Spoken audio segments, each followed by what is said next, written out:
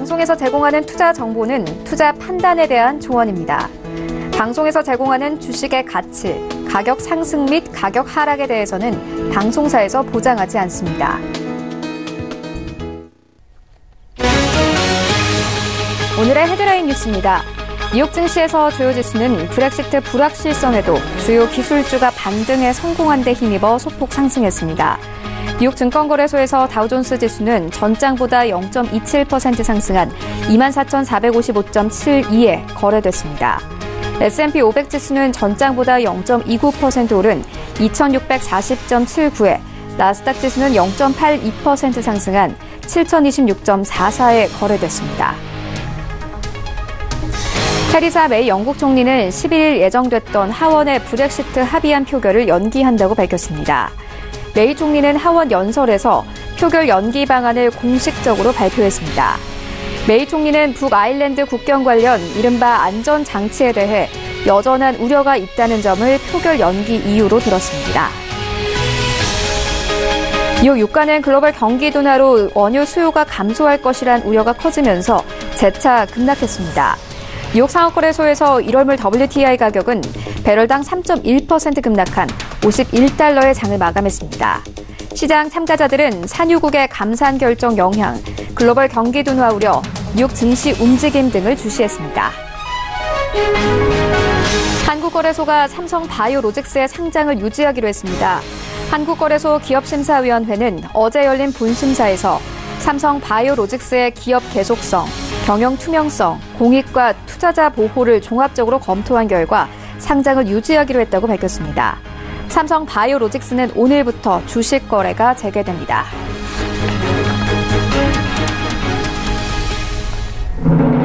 시청자 여러분 안녕하십니까? 출발증시와이드 1부 시작합니다. 최혜원입니다.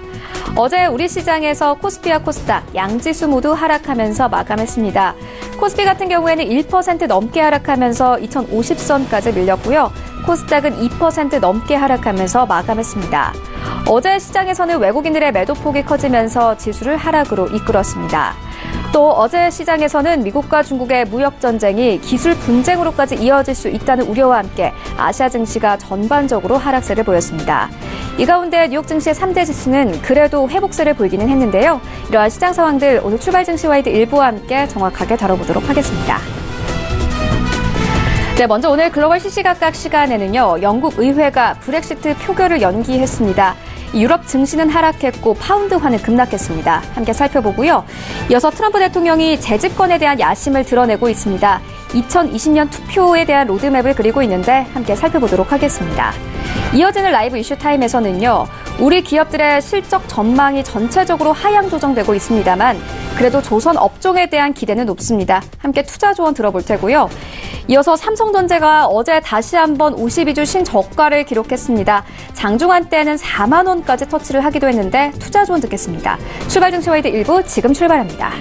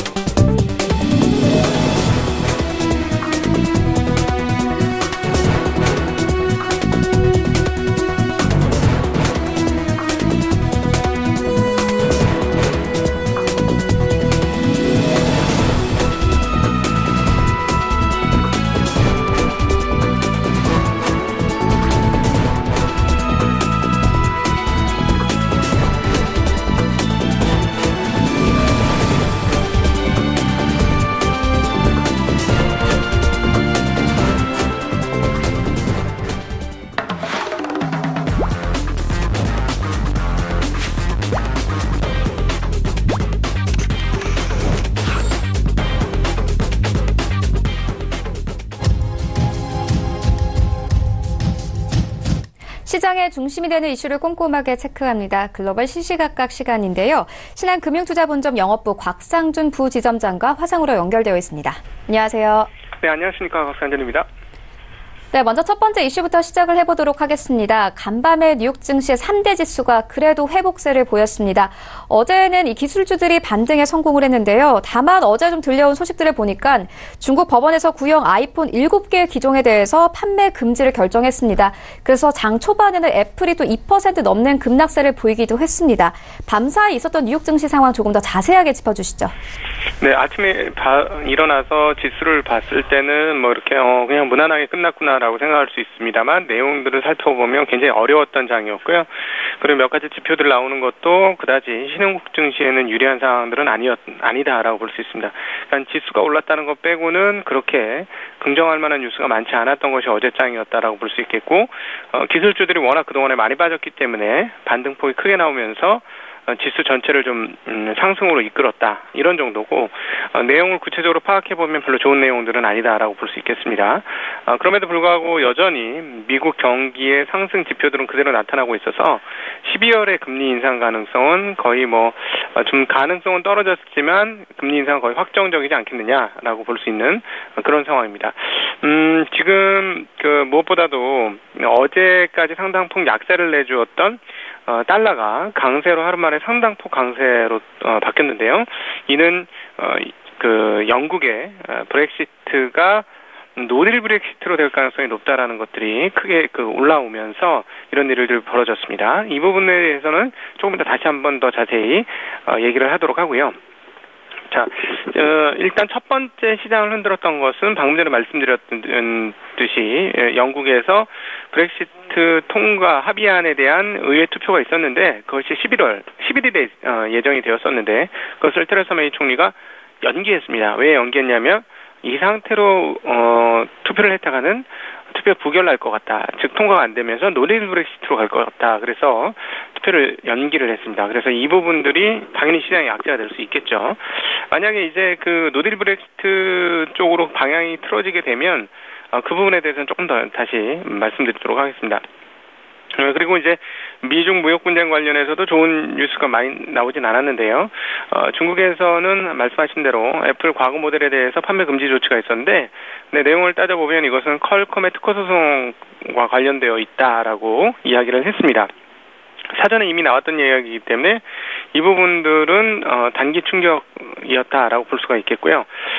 그러나 이제 실질적으로 내용이 더 안 좋았다는 건 뭐냐면, 미 무역 대표부의 대표인 로버트 라이트하이저가 90일이면 이제 협상 기간은 90일로 엄격하게 그냥 끝날 것이고, 그때까지 협상이 안 되면 관세는 부과될 것이다, 이렇게 얘기했습니다. 그러면 이전에 커들러가 얘기했던 더 연장될 수도 있다라고 얘기했던 것과 상치되는 그런 상황인데요. 이것도 투자 심리에 결코 좋은 뉴스가 아니었다, 이렇게 볼 수가 있겠죠. 그래서 이런 부분들이 시장의 초반 상당폭 약세를 이끌었다, 이렇게 볼 수가 있겠고요. 그런데 이제 그러다 보니까 업종별로는 따져보면 에너지는 1.6%, 금융은 1.4% 하락하는 양상 보여주었습니다.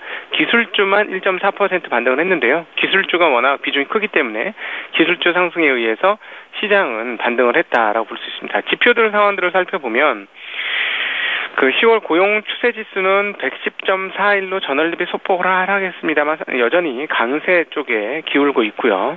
그다음에 10월 채용 공고는 696만 명이 나왔습니다.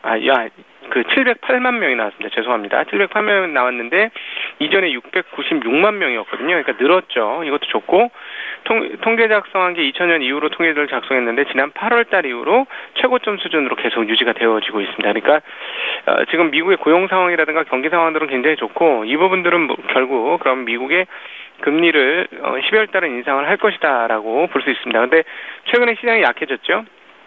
이 부분으로 인해서 연준이 좀 영향을 받을 수 있는 가능성은 커졌습니다. 그래서 12월 금리 인상한 이후의 시장이 상당히 우리 입장에서는 중요하고 기대가 되는 상황이다, 이렇게 볼 수 있는데, 왜냐하면 올해는 이제 4번 금리를 따박따박 다 올렸습니다. 그러면 이제 금리가 2.25에서 2.50 이런 정도 수준까지 가게 되는 건데요.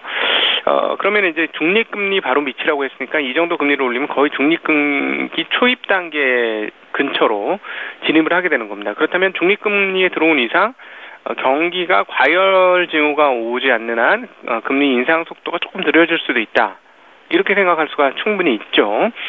지난주는 시장이 뭐 전반적으로 좀 빠지고 미국 시장뿐만 아니라 신흥국 시장도 초반에 좋았다가 후반에 막 빠지는 양상을 보여주었음에도 불구하고 이런 시그널들은 나왔기 때문에 이 시그널 자체는 나쁜 것은 아니었습니다. 그러니까 이번에 12월 달에 금리 인상을 하고 나면 금리 인상 숫자가 원래 내년도에 뭐 3번까지 되는 거 아니냐라고 했는데 이게 줄어들고 있죠. 지금 전망치로는 한 번 정도까지도 전망치는 있습니다. 물론 이게 전망치가 이렇게 줄어들었다고 해서 연준이 그렇게 하는 건 아니에요. 연준은 갈 길을 갈 거긴 한데 그럼에도 어쨌든 시중 실물 상황들은 분명히 영향을 받고 있기 때문에 주식시장이 빠지고 그다음에 다른 상황들이 조금 꺾이는 양상을 보여주면 그 금리 인상의 속도는 조절될 가능성은 열려 있다. 이렇게 볼 수 있죠.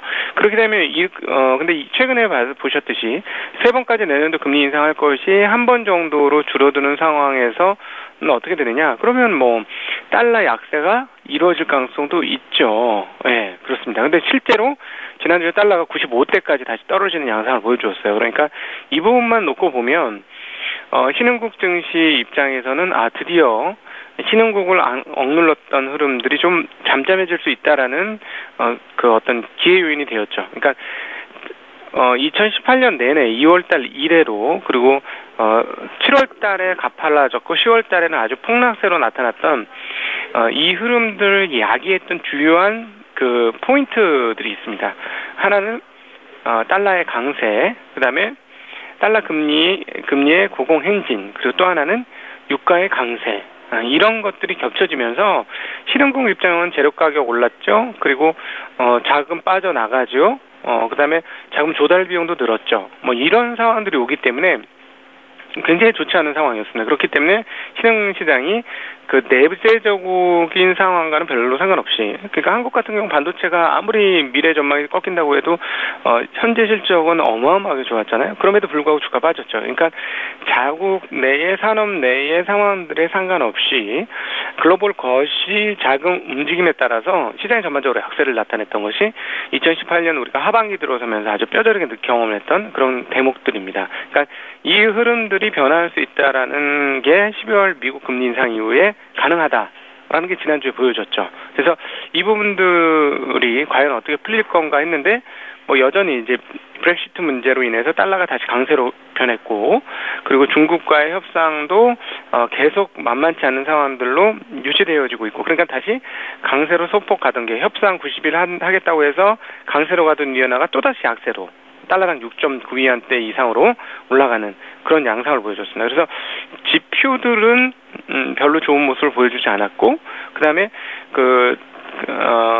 고용이라든가 이런 상황들은 계속 좋기 때문에 그런 미국의 금리 인상을 덜 할 수도 있겠지만 이렇게 좋으면 계속 할 수도 있겠다라는 전망을 할 수 있게 되겠죠. 그러니까 신흥국 입장에서는 오늘 마감된 종가 지수 외에는 별로 좋은 게 없었던 것이 오늘 미국 시장 흐름이었다라고 정리해 볼 수 있겠습니다.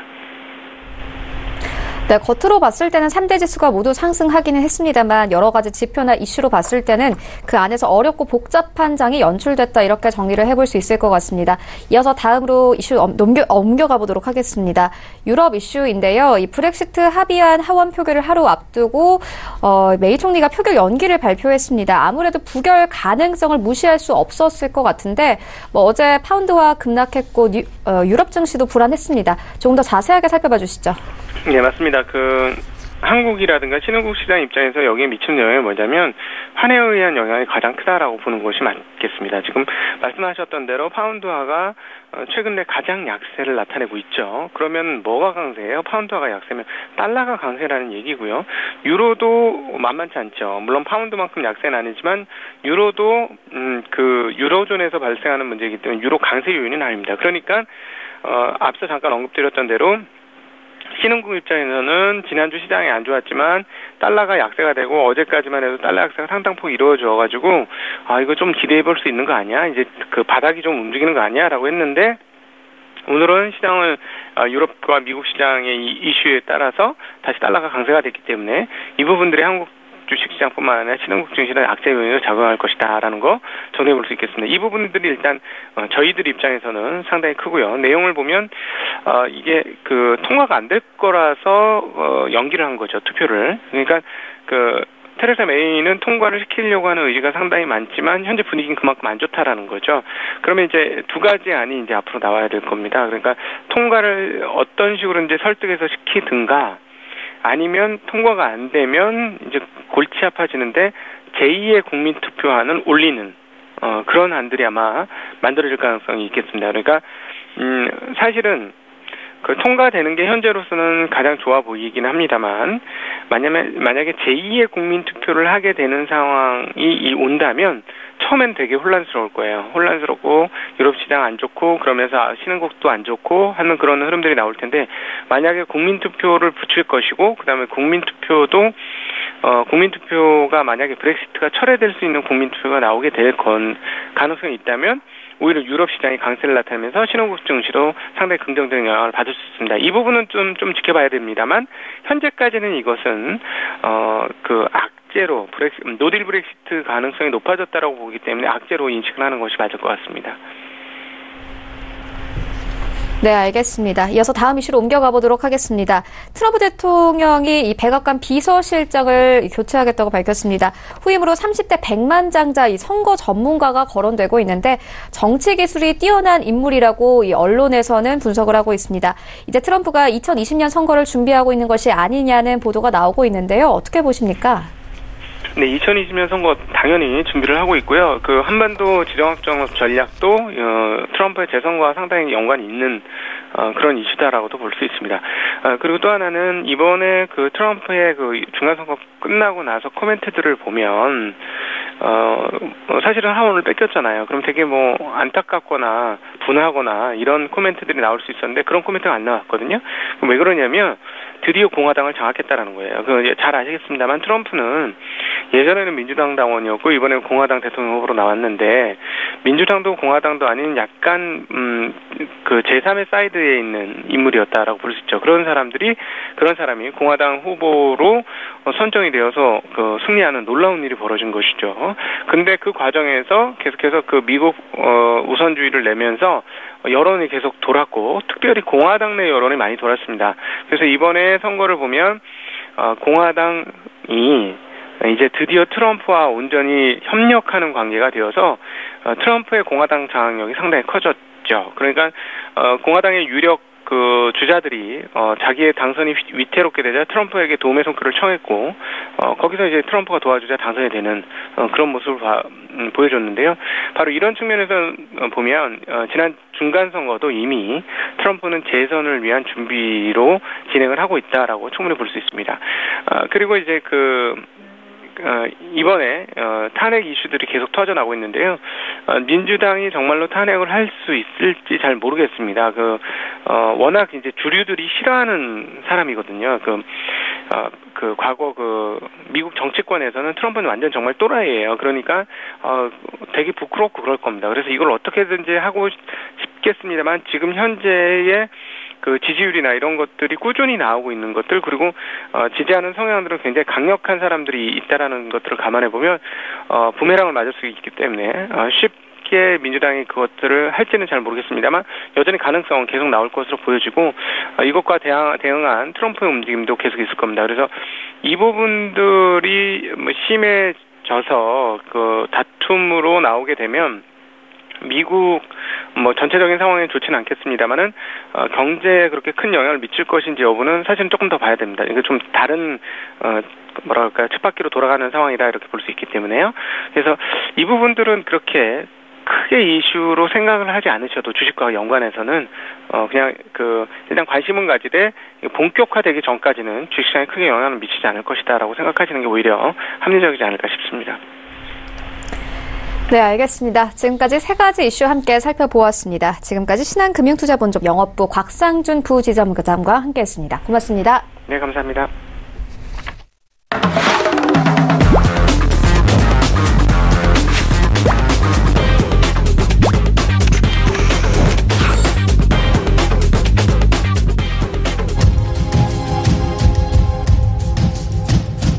네, 이번에는 국내 시장 쟁점 함께 분석해 보도록 하겠습니다. 라이브 이슈 타임인데요. SK증권 영업부 PIB센터 이재광 이사 화상으로 연결되어 있습니다. 안녕하세요.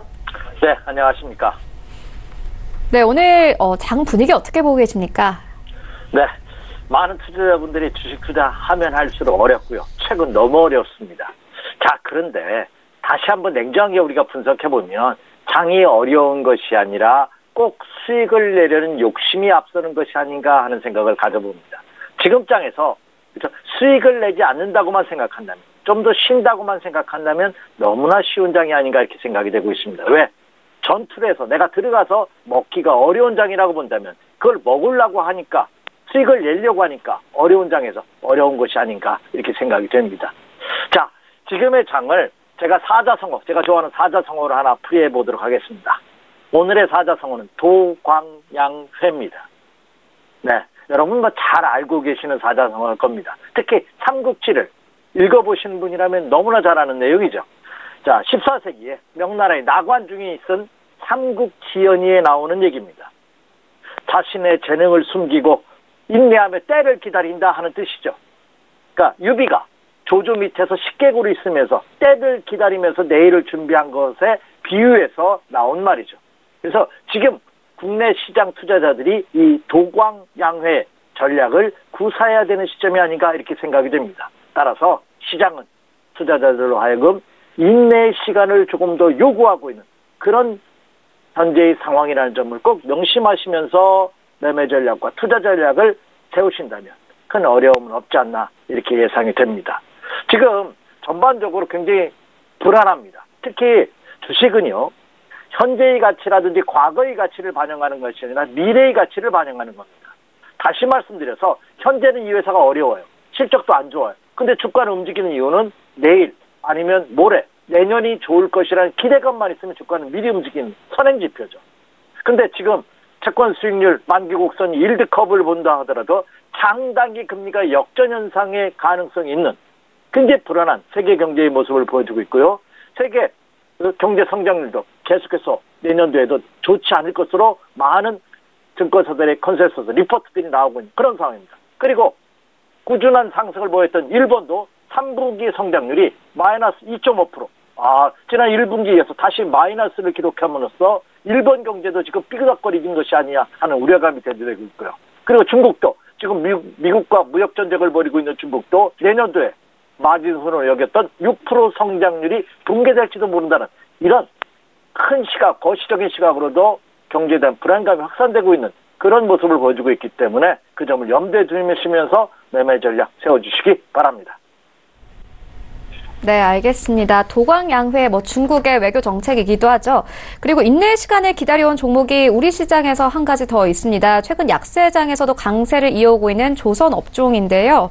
이 수주 증가 기대감 받고 있는 상황입니다. 강세 계속 이어갈 수 있을 것이라고 보십니까? 네, 주식 투자 격언에도 보면 나무를 보기 전에 숲을 먼저 보라 하는 격언이 있죠. 시기가 좀 안 좋습니다. 자, 조선업종은 최근 들어서 이 약세장 속에서 강세를 실현하는 그런 모습입니다. 이미 선조정을 받았기 때문에 맞을 매를 미리 맞았다는 거죠. 그런데 문제는 뭐냐면 지금 시장이 워낙 불안하다 보니까 아무리 호재성 재료가 나온다 하더라도 그 호재성 재료가 1박 2일을 넘기가 어렵지 않나 이렇게 생각이 되고 있습니다. 특히 조선업종 같은 경우는요, 2019년도, 내년도, 명년도에도 조선업이 호조가 이어질 것이라는 계속해서 진단이 나오고 있습니다. 이미 가격 메리트 큰 상태에서 실적이, 그렇죠? 호조가 예상이 되는 그런 모습을 보여주고 있죠. 가장 큰 그 실적 호조 이유는 수주가 계속해서 증가되고 있습니다. 하반기 그 선박 수출이 호조를 보이면서 전년 대비 무려 158%의 증가를 기록하는 그런 모습을 보였죠. 특히 국내 조선업의 대명사라 할 수 있는 대우조선해양 같은 경우는 방위 상업청으로부터 4,435억 원의 수상함을 한 척을 수출했죠. 특히 블랙록이 세계적인 투자가인 블랙록이 이 대우조선해양의 3대 주주로 5.57% 지분을 획득했다는 공시를 함으로써 3대 주주로 등극함에 따라 향후 조선업에 대한 기대감은 한층 더 증가되고 있는 그런 모습을 보여주고 있습니다. 여기에다가 우리나라의 대표적인 조선업체인 현대중공업이 12월 달만 약 한 10억 달러 정도의 수주를 올릴 것으로 예상되고 있고 대우조선해양 같은 경우는 16억 달러 그리고 삼성중공업과 현대미포조선도 계속해서 수주가 예상되는 그런 모습을 보여주고 있다는 점입니다. 특히 지금 12월부터 내년도까지 그 LNG 운반선의 수주가 활발하게 이어질 가능성이 높아지고 있습니다. 사실 그동안은 우리나라 경쟁업체인 일본과 중국에 비해서 저조한 수주를 보였는데요. 최근 LNG 운반선에 대한 활발한 수주, 거의 싹쓸이성의 수주를 하고 있다는 그 해외 보도가 나오고 있는 것에서도 우리가 알 수 있다시피 향후 그 국내 조선업체에는 턴어라운드의 가능성은 굉장히 높지 않을까 이렇게 예상이 됩니다. 다만 말씀드렸던 바와 같이 조선업종에 대한 실적이 증가, 호조세를 이어간다 하더라도 전반적인 시장 움직임을 같이 판단하면서 매매 전략은 세워지지 않나 이렇게 예상이 됩니다. 네, 알겠습니다. 이어서 다음 종목으로 조금 옮겨가 보도록 하겠습니다. 삼성전자인데요. 어제 52주 신저가 기록했습니다. 장중한 때에는 4만 원대까지 이렇게 터치를 하는 모습을 보이기도 했는데요. 삼성전자 주가 흐름 어떻게 보십니까? 참 저도 제가 삼성전자를 개인적으로 굉장히 좋아하는 대표적인 회사고요.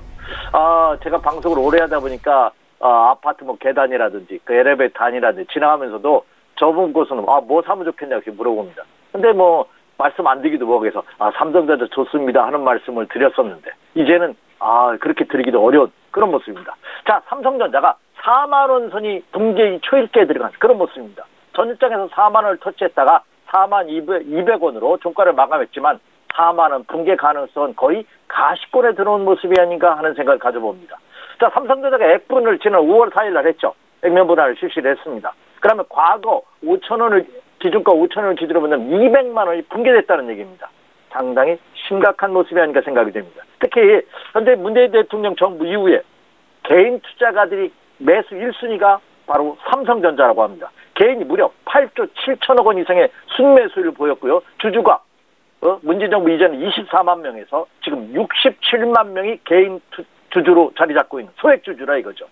특히 5월 4일 액면 분할 이후에는 종합지수 하락률보다 더 큰 무려 23%의 급락을 보임으로써 많은 투자자들이 삼성전자를 가지고 고통을 겪고 있는 그런 모습을 보여주고 있다는 점입니다. 삼성전자의 주주 친화적인 정책으로 해서 고배당 정책, 그리고 향후 기업 문화의 투명성으로 인해서 실적 가치라든지 투명성은 오히려 좋아지고 있음에도 불구하고 주가는 역행하는 그런 모습을 보여주고 있다는 점입니다. 전일에 4만 원을 터치했지만 4만 원 붕괴인 가능성은 거의 기정사실화된 그런 모습이 아닌가 생각이 됩니다. 삼성전자가 지금 52주 신저가 행진을 벌이고 있기 때문에 물론 단기 급락에 따른 반등은 주겠지만 이것이 상승으로 반전되기까지에는 상당히 넘어야 할 난관이 굉장히 산적한 그런 모습을 보여주고 있다는 생각이 듭니다. 삼성전자는 여러분들 실적 발표를 통해서 아시다시피 지난 3분기 실적도 굉장히 좋았습니다. 4분기 실적도 좋을 것으로 예상이 됩니다. 다만 삼성전자의 전체 매출에서 차지하는 것이 반도체가 70%입니다. 그런데 내년, 후년 향후 반도체에 대한 전망이 부정적으로 나오고 있습니다. 지난 연말에 외국계 리포트가 삼성전자에 대한 반도체에 대한 부정적인 리포트를 실현한 이후 외국인 투자가들이 지속적인 매도가 삼성전자의 약세의 원인이라고 본다면 이제 국내 증권사들도 내년도, 후년도에 대한 이 반도체 분야에 대한 리포트를 오히려 하향 조정하는 그런 모습을 보여주고 있다는 점입니다. 특히 일부 증권사 컨센서스를 보면은요, 내년도 매출액이 241조, 영업이익 54조로 전년 대비해서 3.8%, 무려 14%가 영업이익은 감소할 것으로 예상되는 그런 리포트도 나오고 있는 그런 모습입니다. 물론 일부에서는 삼성전자가 52주 신고가를 찍었고 4만 원 붕괴 위험성이 있기 때문에 너무 싸지 않느냐. 청산가치 대비해서도 이제 거의 바닥 국면, 과제 낙폭 국면에 놓여져 있는 것이 아니냐 하는 인식은 일부 나오곤 있습니다만 그러나 지금 투자 심리가 워낙 위축되어 있기 때문에 이런 과제 낙폭에 따른 저점에 대한 일부 의견은 시장에서 묻혀버릴 가능성이 굉장히 크지 않을까 이렇게 예상이 됩니다. 따라서 삼성전자도 그동안 장기 하락, 과제 낙폭에 따른 반등은 예상되지만 상승 반전까지에는 확인하고 체크해야 될 그런 사항은 좀 더 있지 않을까 이렇게 예상이 됩니다. 네, 알겠습니다. 어제 시장에서 삼성전자 그리고 게임주까지 모두 하락세였긴 했습니다만 그래도 오늘부터 이 삼성 바이오로직스의 거래가 재개됩니다. 오늘 장 분위기 조금 바뀔 것 같은데요. 어떻게 보고 계십니까? 좀 전략 어떻게 가져가 보면 좋겠습니까? 네. 자, 오늘 장은 또 굉장히 중요한 하루가 될 가능성이 굉장히 큽니다. 자, 말씀해 주신 바와 같이 오늘의 가장 큰 이슈가 삼바입니다. 그죠? 삼성 바이오로직스가 어제 전격적으로 거래가 재개됐습니다. 일부 상장 폐지 결정은 안 될 것이다 하는 그 의견은 지배적이었지만 이렇게 빨리 거래제가 될지에 대해서도 굉장히 의아하고 있는. 그래서 이번에 기금위에서 이 결정을 투자자들은 굉장히 반기고 있는 그런 모습입니다. 현재 삼성바이오로직스가 예상입니다만 현재 시간 아직도 뭐 장이 시작되기까지 30분 이상을 남겨놓고 있는 시점입니다만 8시 28분 현재 삼성바이오로직스는 상한가의 모습을 보이고 있는 그런 모습이 펼쳐지는 등 이 삼성바이오로직스로 인해서 제약업과 바이오업체의 어떤 투자 심리가 다소 호전될 가능성이 굉장히 크지 않을까 이렇게 생각이 됩니다.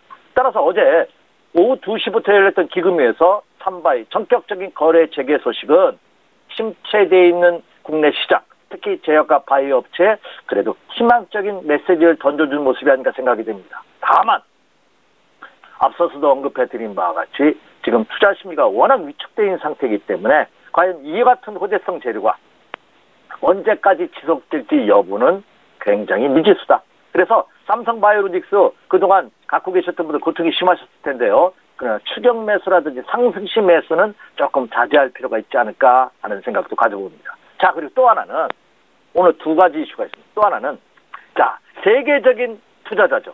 월가의 전설이라고 하는 짐 로저스가 국내 남북 경협주의 사회이사로 등재됐다 하는 소식이 전해졌습니다. 무슨 얘기냐? 자, 그 금강산 그 운영권을 갖고 있는 것이 그 현대 상사죠. 이 현대그룹으로부터 재임대를 받은 아난티라는 회사죠. 우리 국내 리조초 회사입니다. 그래서 그 금강산 지역에 그 땅을 재임대 받아가지고 그다음 골프장 리조트를 건설한다고 하는 이 아난티의 짐 로저스가 사회이사로 등재된다 하는 소식이 전해지면서 이 남북 경영주들이 오늘 어떤 모습을 보일지가 또 하나의 체크 포인트입니다. 그래서 자, 삼성바이오로직스로 인한 제약과 바이오 업체들의 오늘 매매 시장 움직임, 그리고 아난티를 필두로 한 남북 경업주에 대한 오늘 시장 움직임을 한번 체크해 본다면 향후 국내 주식시장의 흐름을 판단하는데 큰 도움이 될 것이다 이렇게 예상이 됩니다. 그래서 이 두 가지는 투자자분들 꼭 한번 체크해 주시기 바라고요. 또 하나 체크할 사항이 있죠. 자, 여러분도 아시다시피 화웨이의 딸입니다. 회장의 딸 멍완쪼 CF 부회장이 전격적으로 체포가 됐습니다. 그래서 과연 이 체포 이후에 미중 관계의 무역 전쟁이 과연 어떤 방향으로 앞으로 흐를지 계속해서 한번 주의 있게 체크해 볼 사항이다 이렇게 말씀드리고요. 또 하나 오늘 중요한 것이 하나 있었습니다. 오늘 밤에 뭐 했냐면 자, 영국에서 EU와의 협상한 브렉시트 합의안을 표결에 붙입니다. 그래서 오늘 밤에 굉장히 중요한 이슈였는데 이것이 어제 테레사 메이 총리가 현재 상태로 본다면 부결될 것이 확실하지 않느냐. 그래서 전격 연기를 해버렸어요. 만약에 부결된다면 이 파운드의 가치가 급락하면서 유로존의 또 금융시장이 요동칠 가능성이 굉장히 큽니다. 연기를 잘 시킨 것이라고 저는 생각이 됩니다만 연기를 했다 하더라도 파운드화가 1.3%나 급락하면서 유로 증시가 1%대 크게 하락하는 그런 모습을 보였죠. 과연 향후 이 영국에서의 브렉시트안 표결 어떻게 되는지 계속해서 한번 체크해 주시기 바라고요. 자, 경제지표로서는 두 가지가 이번 주에 중요한 것이 발표됩니다. 미국 시간은 12일입니다. 우리나라 시간은 13일인데요. CPI, 소비자 물가지수, 그리고 소매 판매가 발표가 됩니다. 특히 이달 18일과 19일 날 FOMC 회의가 열립니다. 금리가 추가적으로 인상될 가능성이 높습니다만 최근 경제지표가 계속해서 하향되고 있다는 점을 감안해 본다면 동결될 가능성도 일만의 여운이 남아있는. 그래서 이번 12일 날하고 14일 날 발표되는 CPI와 소매 판매는 어떻게 나오냐. 이게 굉장히 중요할 것으로 이게 예상이 됩니다. 꼭 한번 체크해 주십시오. 이렇게 말씀을 드립니다. 자, 금주 체크 포인트 한번 점검해 드렸는데 굉장히 중요한 체크 포인트입니다. 꼭 여러분 염두에 두시기 바라고요. 자, 이제 투자 전략입니다. 앞서서도 제가 이 시간을 통해서 저는 매매 전략이나 투자작을 할 때 역지사지 전략을 많이 씁니다. 내가 펀드 매니저라면, 내가 어떤 종목을 매수하는 그 매집자라면 과연 지금 어떻게 할까? 상대방의 입장에서 많이 생각합니다. 자, 그리고 또 하나, 올라야 될 자리에서 오르지 못하면 전형적인 약세 국면입니다. 또 빠져야 될 자리에서 빠지지 않는 종목은 굉장히 강한 종목입니다. 이미 제가 12월 달은 어느 정도 반등은 예상되고 있다. 추세적인 반전은 아니다. 상승 전환하기 위해서는 제가 체크포인트 언급해드렸죠. 코스피 시장이 2162포인트 돌파해야 된다. 사계종합지수가 2820포인트를 돌파해야 된다. 그 근처도 못 갔습니다. 그렇다면 지금 장은 약한 장입니다. 자, 그래서 좀 더 보수적으로 더 위축시키도록 하겠습니다. 물론 과대 낙폭되어 있는 상태이기 때문에 하락시 쫓아가면서 매도할 필요는 없습니다. 하지만 하락했다 하여 매수는 좀 더 신중하게 접근하는, 좀 더 보수적으로 움츠러드는, 모두 언급해드린 바와 같이 도광양회의 전략이 한층 더 강화되는 그런 전략을 여러분에게 말씀드립니다. 그래서 12월 상승 가능성이 감소되고 있다. 그리고 일부 종목별, 특화된 몇몇 종목만이 선별적인 상승을 할 것이다. 근데 그 선별적인 상승도 워낙 빠르게 순환매가 돌기 때문에 개인 투자자분들께서 수익을 내기가 굉장히 어려운 장이 될 가능성이 높습니다. 그래서 매수는 전면 자제하시는 게 좋지 않을까 생각이 됩니다. 그래서 추세 포인트를 상승 반전이 되기까지는 좀 더 보수적인 투자 전략을 말씀드리고요. 오히려 반등시마다 매도해서 일정 부분 현금 비중을 유지하는, 저는 지금 적은 현금 비중을 적어도 50% 이상 유지하는 이런 매매 전략이 요구되고 있다. 그래서 12월 달 연말에 대한 기대감, 또 제뉴얼 이펙트, 윈도우 드레싱, 그리고 연말 쇼핑 시즌, 이런 것이 복합적으로 어려워지면서 지수 연동성이 적은 일부 테마주라든지 일부 자산주라든지 뭐 이런 종목군들에 대해서, 일부 제약주라든지 남북경합주에 대해서 제가 매수 관심을 단기적으로 가져오자 하는 말씀을 드리는데, 이것 또한 좀 더 보수적으로 하시는 그런 매매 전략이 요구되고 있다. 그래서 저는 당분간 확실한 어느 정도 상승의 메시지, 상승의 전환 포인트가 확인되기 전까지는 일단 반등을 이용해서 현금화하는, 그래서 현금 비중을 좀 더 늘려가는 이런 매매 전략이 요구되고 있다. 이렇게 말씀을 드립니다. 네, 현금을 50% 이상 보유하는 이 보수적인 전략을 추천해 주셨습니다. 지금까지 SK증권영업부 PIB센터 이재광 이사와 함께했습니다. 고맙습니다. 네, 감사합니다. 네, 1부는 여기서 모두 마치도록 하고요. 잠시 후 2부에서는 전문가들과 함께하는 종목 라이브쇼, 라이브 매매 타임이 이어집니다. 여기에 대해서 오늘 장에서 이슈몰이라고 있는 특징주까지 꼼꼼하게 살펴봐 드리겠습니다. 채널 고정해 주시고요. 저희는 잠시 후 2부로 다시 찾아오도록 하겠습니다.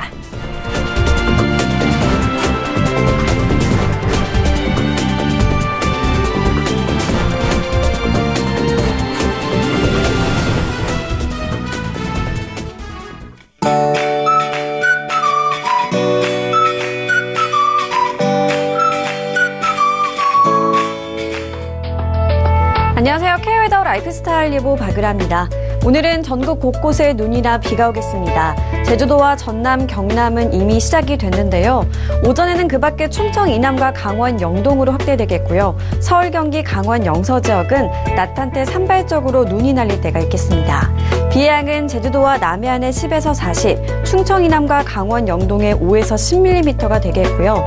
눈의 양은 지리산과 제주 산간에 최고 8cm, 그 밖에 남부 내륙과 강원 영동에는 1에서 3cm가 되겠습니다. 이 눈과 비는 밤에 대부분 그치겠습니다. 한편 눈과 비가 와도 크게 춥지는 않습니다. 오늘 서울의 아침 기온 영하 3도로 어제보다 5도가량 높은 모습인데요. 한낮에도 3도로 영상의 기온을 보이겠습니다. 또 당분간 예년과 비슷하거나 조금 낮은 기온을 보이면서 저번처럼의 심한 한파는 없을 것으로 예상됩니다.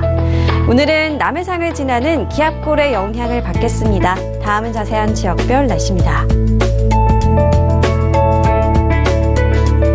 중부지방 차츰 흐려지겠고 충청도는 아침부터 오후 사이 눈 또는 비가 오겠습니다. 낮 기온 서울과 춘천 3도가 되겠습니다. 동해안 점차 흐려져 오후부터 눈 또는 비가 내리겠습니다. 낮 동안 강릉과 속초 5도를 보이겠습니다. 남부지방 흐린 가운데 비나 눈이 오는 곳이 있겠습니다. 낮 최고기온 광주 4도, 부산은 10도까지 오르겠습니다. 전해상으로 비나 눈이 오겠고요. 물결은 동해상으로 최고 2.5m까지 약간 높게 일겠고 그 밖의 해상은 잔잔하게 일겠습니다. 내일은 울릉도 독도에 눈 또는 비가 오겠고요. 모레는 중부지방에 눈 또는 비가 내릴 것으로 보입니다. 또 주말인 일요일에는 전국에 비나 눈 소식이 있을 전망입니다. 날씨였습니다.